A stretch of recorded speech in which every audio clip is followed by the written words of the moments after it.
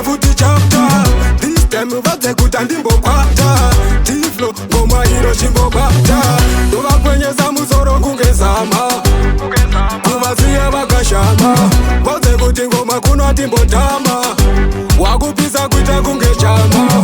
Ndovabondera msaka ndawe natoraka. Vesa chantsvaka bata basa kaka. Ngoma ndinobika kwese ndichasvika. Ngoma ndinotsika oya. Andis Bho, Andis Bho, Andis Bho.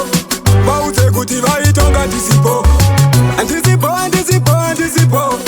Svika kwangu ndati vanomirawo. Andis Bho, ina Andis Bho. Kuke buya kadzangu futi zotifo. Andis Bho, Andis Bho, Andis Bho. Vaitonga kumagitara isu Andis Bho. Vaudze kuti ndinotova kunge bhuju. Ngoma ndinotitya kuita kunge futu. Hapana mshonga hapa, hapana juju. Ndiri hasera handibate ngudzu. Vachanditaura vese vachakaura. Pemure mangoma vaudze kuti ndovawaura. Chero vachinditaura vachinditaura. Andis Bho, Andis Bho, Andis Bho. Vaudze kuti vaitonga Andis Bho. Andis Bho, Andis Bho, Andis Bho. Svika kwangu ndati vanomirawo.